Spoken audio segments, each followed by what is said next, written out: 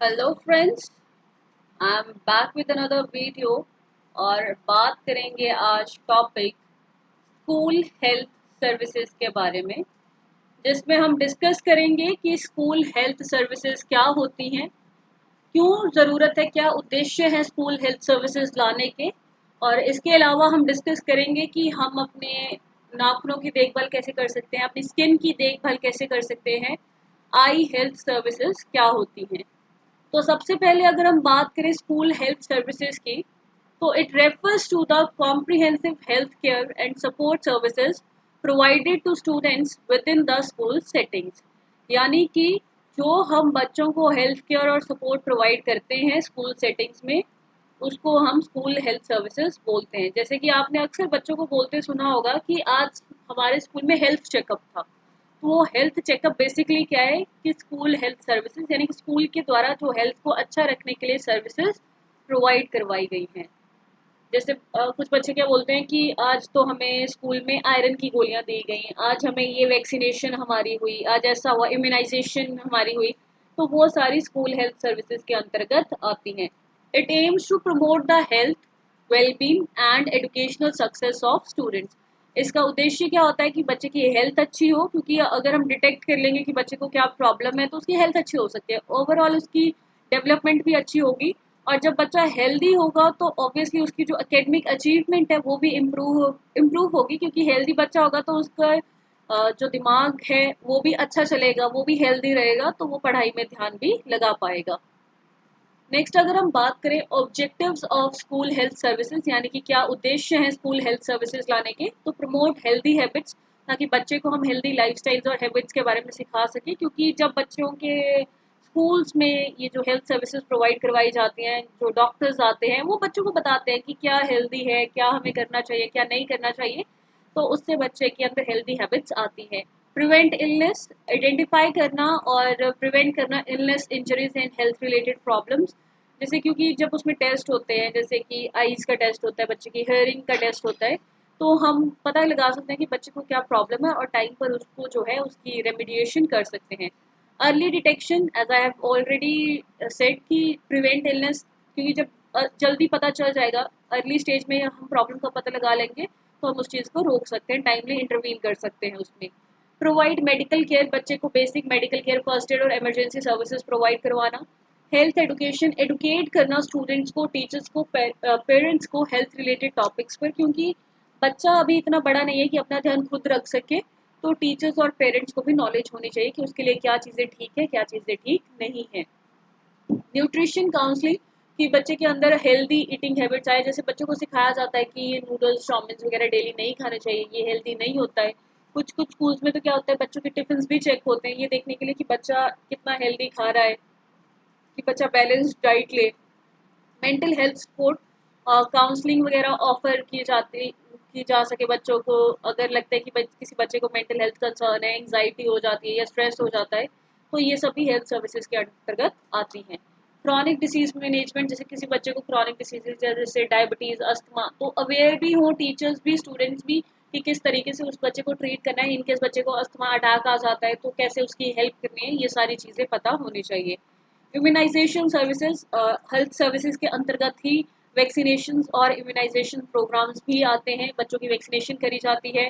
जो छोटे बच्चे होते हैं उनके लिए पोलियो जो होता है वो भी, पोलियो ड्रॉप्स भी पिलाए जाते हैं हेल्थ सर्विसेज के अंतर्गत ही। Health screenings, regular health screenings होती हैं, विजन और हेयरिंग टेस्ट होते हैं। जैसे साल में एक दो बार तो स्कूल्स में आती ही है टीम्स जो प्रॉपर्ली बच्चों का चेकअप करती है कि बच्चे को कोई इशू तो नहीं है। सपोर्ट स्टूडेंट्स विद डिसेबिलिटीज़, इनको जो डिसेबल स्टूडेंट होते हैं उनको एकोमोडेशन प्रोवाइड करना, प्रॉपर सपोर्ट प्रोवाइड करना। अगर जैसे उन्हें किसी इक्विपमेंट की, रैम्प्स की ज़रूरत है या फिर व्हील चेयर्स की ज़रूरत है या फिर हेयरिंग एड्स की ज़रूरत है, तो वो सारी चीज़ें भी इसके अंतर्गत प्रोवाइड करवाई जाती हैं। फॉस्टर अ हेल्दी इन्वायरमेंट, से एक हेल्दी और सपोर्टिव स्कूल इन्वायरमेंट तैयार करना बच्चों के लिए। फिजिकल एक्टिविटी को एनकरेज करना, क्योंकि बच्चा तभी हेल्दी हो सकता है कि अगर वो फिजिकली भी मतलब चीज़ों में इन्वॉल्व है, लाइक स्पोर्ट्स वगैरह में, रिक्रिएशनल एक्टिविटीज़ में, गेम्स में पार्टिसिपेट कर रहा है, तो उससे उसकी हेल्थ भी अच्छी रहेगी। प्रोवाइड हेल्थ रिसोर्सेज, बच्चे को कनेक्ट करना, स्टूडेंट को connect student and families with community health resources, जहाँ पे बच्चों को चीज़ें भी प्रोवाइड करवाई जाती हैं, जैसे छोटे बच्चों को भी अगर हम नर्सरी वगैरह में भी देखें तो वहाँ पर भी बच्चों को जो है हेल्दी डाइट के लिए दलिया वगैरह ये सारी चीज़ें मिलती हैं। Monitor and evaluate, continuously monitor करना है और इवैल्यूएट करना है कि जो स्कूल हेल्थ सर्विसेज प्रोग्राम चलाए गए हैं वो कितने अच्छे से काम कर रहे हैं। जैसे आपने सुना होगा बच्चे बोलते हैं आज हमारे स्कूल में इंस्पेक्शन थी, आज हमसे ये पूछा गया कि आपको कोई दवाई दी गई या नहीं, आपका प्रॉपर चेकअप हुआ कर या नहीं। तो जब हम किसी चीज़ पर प्रॉपर नज़र रखते हैं तो वो चीज़ क्या होती है, वो अच्छे से काम होता है। By achieving these objectives, school health services can significantly contribute to the overall well-being, academic success and future health prospects of students. तो अगर हम इन उद्देश्यों को पूरा कर लेते हैं तो स्कूल हेल्थ सर्विसेज जो है बच्चे की ओवरऑल वेलबींग के लिए एंड जैसे मैंने बोला था कि एकेडमिक सक्सेस भी उनकी अच्छी होगी और बच्चों की हेल्थ भी इम्प्रूव होती है। Next is health services. तो केयर ऑफ स्किन, हम अपनी स्किन को कैसे हेल्दी रख सकते हैं उसके कुछ हम पॉइंट्स देखेंगे। सबसे पहले तो क्लींस रेगुलरली, हमें अपना फेस ट्वाइस धुलना चाहिए क्लींजर के साथ ताकि जो डर्ट्स और इम्प्योरिटीज हों वो जा सके। मॉइस्चराइज़र यूज़ करना चाहिए हमें क्योंकि उससे क्या होता है कि हाइड्रेटेड रहता है हमारा फेस और हमारी स्किन जो ड्राई हो जाती है वो नहीं होती है मॉइस्चराइज़र अप्लाई करने से। जैसे सर्दियों में मॉइस्चराइज़र थोड़ा ज़्यादा अप्लाई करना चाहिए क्योंकि सर्दियों में ड्राइनेस ज़्यादा हो जाती है। प्रोटेक्ट फ्रॉम सन, सन से प्रोटेक्ट करने के लिए हमें सनस्क्रीन लगानी चाहिए, एसपीएफ यूज़ करना चाहिए। जो स्किन प्रोटेक्शन फैक्टर होता है सनस्क्रीन का वो 30 से ऊपर वाली अगर हम लेंगे तो ज़्यादा बेहतर होता है, जिससे प्री मेच्योर एजिंग वगैरह जो है हम और स्किन कैंसर से बच सकते हैं। एक्सफोलिएट वीकली, हमें जैसे स्क्रब वगैरह यूज़ करना चाहिए वीकली। हमें जो डेड स्किन सेल्स है उसकी वजह से हमारी स्किन जो है कभी कभी टैन दिखती है और मतलब ऐसे लगती है कि टेक्सचर भी ऐसे ऐसे टप्पे टप्पे काइंड ऑफ दिखते हैं मुंह पे कि कहीं से डार्क कहीं से लाइट, तो वो चीज़ ठीक हो जाती है अगर हम स्क्रब वगैरह यूज़ करते हैं और स्किन की जो टोन है वो भी इम्प्रूव होती है। हाइड्रेटेड रहना चाहिए हमें कि लाइक पानी जो है वो हमारी स्किन को अंदर से हेल्दी रखता है तो उसके लिए बहुत ज़रूरी है कि हम प्रॉपर पानी पिए। इनफ स्लीप लेनी चाहिए, हमें 7 से 8 घंटे की नींद लेनी चाहिए ताकि उस दौरान हमारे जो स्किन सेल्स हैं वो रीजनरेट हो सकें और खुद को रिपेयर कर सकें। बैलेंस डाइट लेनी चाहिए, बहुत ज़रूरी है कि हम बाहर से अपनी स्किन की तो केयर कर सकते हैं लेकिन उससे ज़्यादा ज़रूरी है कि हम अंदर से अपनी स्किन को कैसे हेल्दी रखते हैं। तो उसके लिए हमें न्यूट्रिएंट रिच फूड्स खाने चाहिए, फ्रूट्स खाने चाहिए, वेजिटेबल्स खाने चाहिए, ग्रेन्स वगैरह प्रोटीन्स वगैरह लेने चाहिए। स्ट्रेस को मैनेज करना चाहिए क्योंकि हाई स्ट्रेस लेवल से स्किन इश्यूज जैसे एक्ने वगैरह ये होने के चांसेस रहते हैं, तो stress reducing techniques like meditation और योगा हमें करना चाहिए। हार्श प्रोडक्ट्स जो है वो अपनी स्किन पे यूज़ नहीं करने चाहिए, जेंटल प्रोडक्ट्स यूज़ करने चाहिए। जैसे कुछ चीज़ों से इरिटेशन होती है तो उन चीज़ों को अवॉइड करना चाहिए, वैसी चीज़ें नहीं यूज़ करनी चाहिए। और जिन चीज़ों में बहुत ज़्यादा फ्रेग्रेंस होती है वो भी अवॉइड करने चाहिए, एज जिनमें बहुत ज़्यादा फ्रेग्रेंस होती है उनमें बहुत ज़्यादा केमिकल्स होते हैं, तो उन चीज़ों को अवॉइड करना चाहिए। और इन केस हमें लगता है कि हमारी स्किन में कुछ इशू है या कुछ, तो हमें डर्मेटोलॉजिस्ट जो कि स्किन के डॉक्टर होते हैं उनसे मिलना चाहिए और उनसे एडवाइस और ट्रीटमेंट लेना चाहिए। स्किन केयर में जो एक चीज़ हमें बहुत ध्यान रखनी है कि स्किन केयर ऐसी चीज़ नहीं है कि आज आपने स्किन केयर कर ली और आप 1-2 महीने बाद बोल रहे हो कि मैं तो स्किन केयर करी थी पर मेरी स्किन तो अच्छी है ही नहीं। तो it is an ongoing process और कंसिस्टेंसी इसकी की है कि अगर हम आप चाहते हैं कि हमारी स्किन हेल्दी हो तो ऐसा नहीं है कि एक दिन हमने फ्रूट्स खा लिए दूसरे दिन डबल हमने चीज़ वाला बर्गर खा लिया, पिज़्ज़ा खा लिया, मोमोज खा लिए, तो फिर उससे क्या होगा कि हेल्दी नहीं रहेगी। तो कंसिस्टेंसी की है कि हमें प्रॉपर डाइट लेनी चाहिए लगातार और प्रॉपर अपनी स्किन की केयर करनी चाहिए। Next is care of nails, कि हम अपने नेल्स की देखभाल, नाखूनों की देखभाल कैसे कर सकते हैं। सबसे पहले तो नेल्स को क्लीन एंड ड्राई रखना है। हमें अपने हाथ जो है रेगुलरली धोते रहना चाहिए, धुलते रहना चाहिए अगर हम कुछ केमिकल वगैरह यूज़ कर रहे हैं। ट्रिम करना चाहिए नेल्स को करेक्टली। कुछ लोग क्या करते हैं कि नाखूनों को बहुत ही छोटा-छोटा काट देते हैं साइड से भी, तो वैसा नहीं करना चाहिए। उससे क्या होता है, एक तो नाखूनों में मतलब इन्फेक्शन होने के डर बढ़ जाता है क्योंकि ज़ख्म काइंड ऑफ हो जाते हैं, वुंड्स वगैरह जैसे बन जाते हैं, तो वो नहीं करना चाहिए हमें। प्रॉपर नाखून काटो हर साइड से, मतलब इक्वल जैसे-जैसे काटते ही हैं। नेल ब्रशेज़ यूज़ करने चाहिए, सॉफ्ट ब्रिसल ब्रशेज़ से डर्ट रिमूव करने चाहिए। कुछ लोग क्या होते हैं कि नेल कटर के साइड से ही जो है नेल जो है साफ करना शुरू कर देते हैं, या फिर क्या करते हैं कि जो इवन सीजर से भी मैंने देखा है कुछ लोग करते हैं, या फिर ब्लेड से करना शुरू कर देते हैं। वो चीज़ नहीं करनी चाहिए, नेल ब्रशेज यूज़ करने चाहिए। मॉइस्चराइज क्यूटिकल्स, जो हमारे नेल्स के साइड वाली जो स्किन होती है नेल्स के साथ लगी हुई, तो उन पे हमें उसको मॉइस्चराइज रखना चाहिए ताकि वो हाइड्रेटेड रहे। जैसे आपने देखा होगा कि कुछ लोग जो है सर्दियों में बार बार हाथों पे क्रीम लगाते हैं ताकि वो एक तो हाथ मॉइस्चराइज रहे और साथ में जो क्यूटिकल्स होते हैं अगर वो मॉइस्चराइज रहे तो नाखूनों में दर्द नहीं होती है कभी। Avoid nail biting and picking, एक तो नाखून खाते हैं जो बच्चे, वो चीज़ गंदी लगती है, और दूसरा जो जर्म्स चले जाते हैं, तो इसलिए नेल बाइटिंग जो है वो अवॉइड करनी चाहिए, क्योंकि इससे डैमेज भी हो सकता है। जैसे कभी-कभी बच्चे साइड से अपना नाखून इतना ज़्यादा खा लेते हैं कि वहाँ पे इन्फेक्शन जैसी हो जाती है, तो वो चीज़ों से बचना चाहिए। अगर हम जैसे कुछ लोगों को क्या होता है कि साबुन से एलर्जी होती है, जैसे कपड़े धोने के साबुन से जिनमें हार्श केमिकल्स वगैरह होते हैं, तो ऐसे केसेस में हमें ग्लव्स वगैरह पहनने चाहिए डिशेस वॉश करते वक़्त या फिर गार्डनिंग के वक़्त, या फिर जब भी हम कभी केमिकल्स वगैरह यूज़ कर रहे हैं, लैब में भी केमिकल यूज़ कर रहे हैं, तो हमें ग्लव्स पहनने चाहिए। Use nail files carefully. Nail files होती हैं जो नेल कटर में ही लगा होता है या अलग से भी आती है, जिससे हम अपने नाखूनों की शेप बनाते हैं। तो उसे अच्छे से यूज़ करना चाहिए, ऐसे बैक एंड फोर्थ मोशन में यूज़ नहीं करना चाहिए, एक ही डायरेक्शन में यूज़ करना चाहिए। Next is don't share nail tools. जैसे कुछ लोग क्या होते हैं, अपने नेल फाइल्स जो होती हैं वो दूसरे लोगों को दे देते हैं, या फिर जो नेल ब्रशेस होते हैं वो दूसरे लोगों को दे देते हैं, तो ऐसा नहीं करना चाहिए। क्योंकि इससे क्या होता है कि अगर सामने वाले को कुछ इन्फेक्शन है, कुछ फंगल इन्फेक्शन है, तो वो आपको होने के चांसेस बढ़ जाते हैं। रेगुलरली हमें अपने नेल्स को चेक करते रहना चाहिए कि कहीं फंगस तो नहीं है, या इनग्रोन नेल्स तो नहीं है, जैसे बुजुर्गों में देखे जाते हैं। तो अगर उन्हें शुरू में ही ठीक कर लिया जाए तब तो हो जाता है, फिर बाद में तो वो नाखून इतने सख्त हो जाते हैं कि कटते तक नहीं है। तो ये सारी प्रॉब्लम्स अगर आपको लगती हैं तो हमें प्रोफेशनल की या डर्मेटोलॉजिस्ट की हेल्प ले लेनी चाहिए। आई हेल्थ सर्विसेज मतलब कि अपनी आईज को हमें कैसे हेल्दी रखना है, उसके लिए क्या क्या सर्विसेज होते हैं, वो सारी चीज़ें। Eye health services refer to the comprehensive care and support provided to maintain and improve the health of eyes and vision.